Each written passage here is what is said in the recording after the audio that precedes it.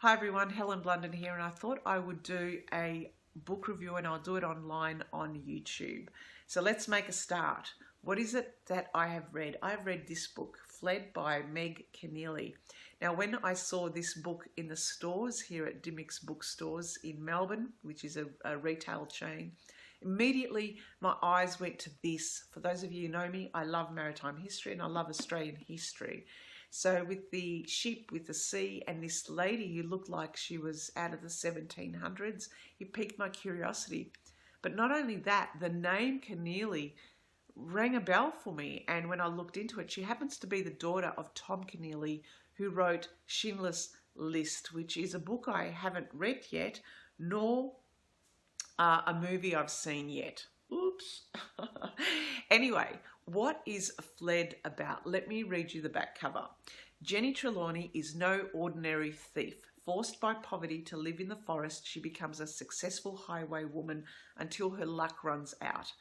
Transported to Britain's furthest colony, Jenny must tackle new challenges and growing responsibilities. And when famine hits the new colony, she becomes convinced that those she most cares about will not survive. She becomes the leader in a grand plot of escape. But is survival any more certain in a small open boat on an unknown ocean? Now you might be thinking, for those of you who know a bit of Australian history, you might be thinking, open boat? That sounds strangely like William Bligh and Mutiny on the Bounty. Well, that's what I thought initially. But then I thought, no, she's a woman. And then immediately I went, this is a story of Mary Bryant.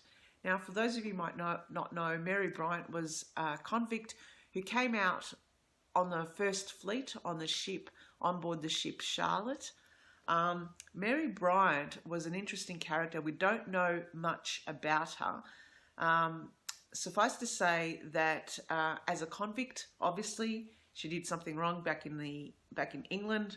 They pushed her out here, but she must have been a really street smart, savvy type of woman to be able to survive the harsh conditions here when Australia was first colonised. Now, what Mary Bryant did was she stole a cutter, which is an open boat, and she had a group of people, I think about 11 or 12 people with her, and she escaped. She escaped up into Timor and fled basically the colony.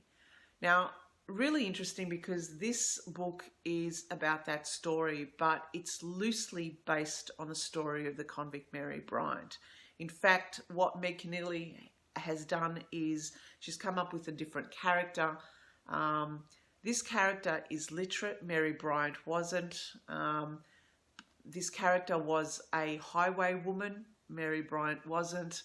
But Meg Keneally has kind of weaved a story that puts us, the reader, into a world of what it would have been like for a woman in the colonies, life on board the ship and the first fleet coming out, life just simply trying to live day by day in a very new world, in a very foreign world, in a very strange landscape,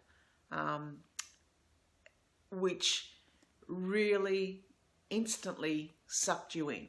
So I thought this book was brilliant because we've not heard much about the story of Mary Bryant, but she became alive through the story of Jenny Trelawney.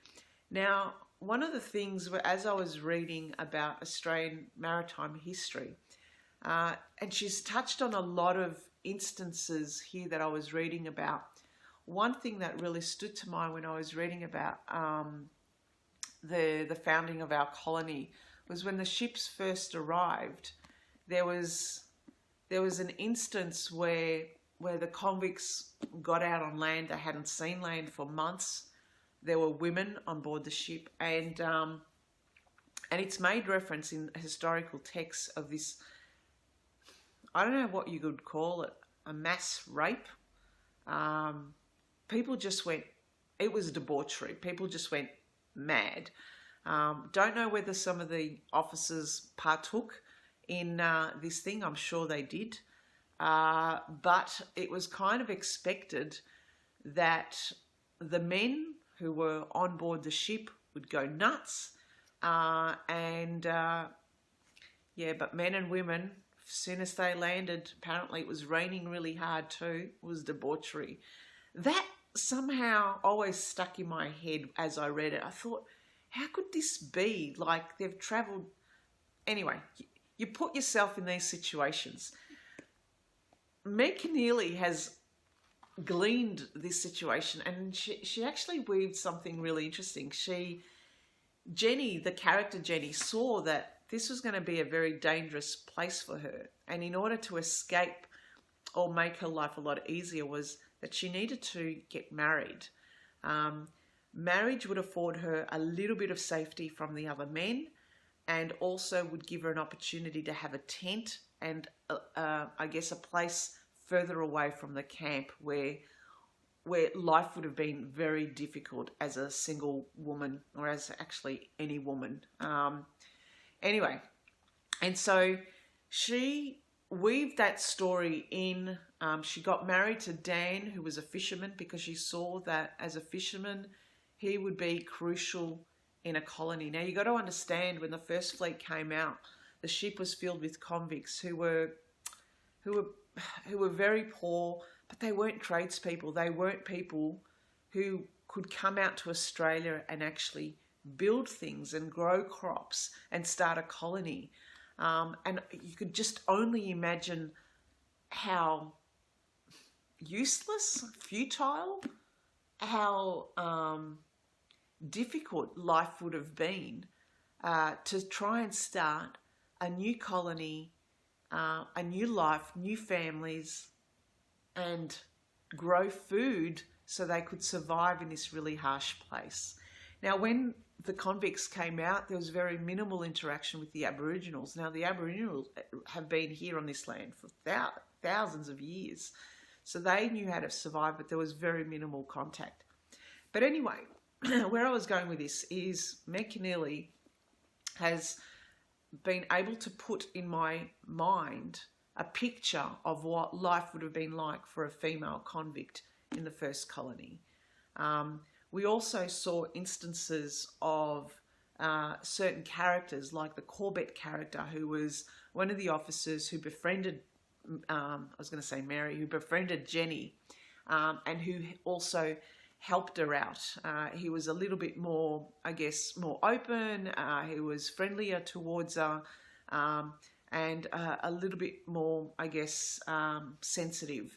Corbett, I think, reading through this, may have been the real life character, based on the real life character of Captain Watkin Tench, who seemed to be a little bit more, I guess, open, and he too has also written a couple of books about the life in the colonies.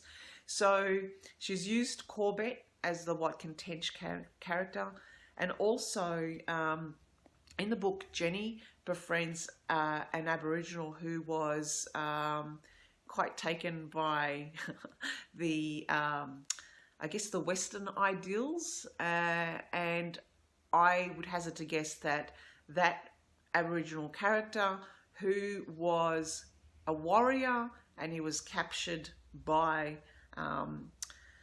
the soldiers, was in real life was Bennelong. Bennelong was the Aboriginal who was captured by the soldiers here in Australia, who took to his life here in the colonies and actually started getting dressed up in the uniforms.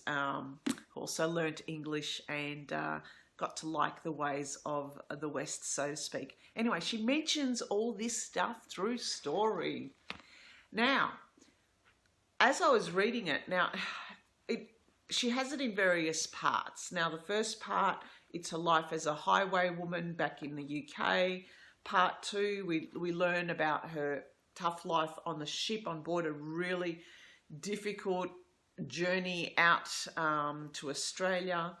And then we also see what she gets up to when she's out here. She's got street smarts, savvy smarts, colony smarts. She marries Dan and she gets a small group together. And she's the one who, behind the scenes, is the instigator for stealing the cutter and getting food stashed away so they could make an escape. Really interesting because she has 2 small children also, and Dan, her husband, slightly jealous guy. I think he has a complex where, you know, it's all about Jenny. Jenny seems to have the wits about her. She's got the smarts about her, and he's got a chip on his shoulder. Anyway, the last bit, it's all about them going over to Timor, and then look, spoiler alert, something happens. Well, Dan actually opens up his big mouth and says to the Dutch colony up there that they actually escaped Sydney Cove, and they get caught, don't they? They get caught in a lie. But that's what happened. That's what happened to Mary Bryant and her team up there. Anyway, what did I like about this? Effectively, I love the idea of fictionalizing Mary Bryant and getting a real view of what life would have been like in the first colonies out here in Australia. I was absorbed by this. I loved it. Initially, it took a while to get into it, but as the story built, immediately I got into it. I love the links to Australian history, and for those of you who do know about Australian history will see these quite prevalent.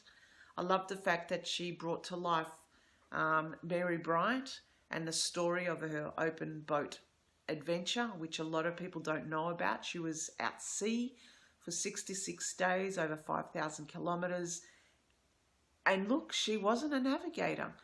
Unlike Bligh, who 2 years before did a similar journey, he was a master mariner, he was a master navigator who managed to get from Tahiti to Timor. Mary Bryant did this all by herself with nothing. She only knew the seas.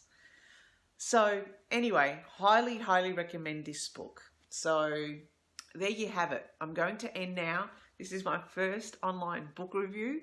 I'm going to look at my review. I'm going to try and give myself some feedback. But if you want to give me feedback about how I went, please let me know. I really just wanted to do this as a trial to get my thoughts in order about the books that I'm reading, the fiction books that I'm reading that are helping me empathize with other characters, that are putting me in situations and contexts that I would never, ever otherwise have come across. So thank you for listening and watching.